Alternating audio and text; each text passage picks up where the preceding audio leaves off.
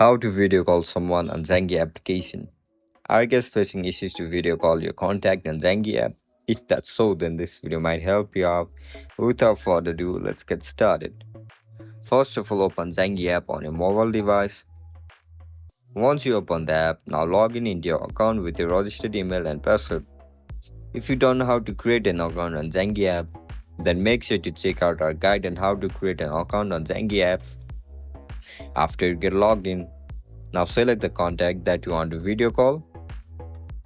After you select the contact, look at the top of your screen where you can see the option for call, video, chat. Select the second option, video. After you tap on video, your video call will be made.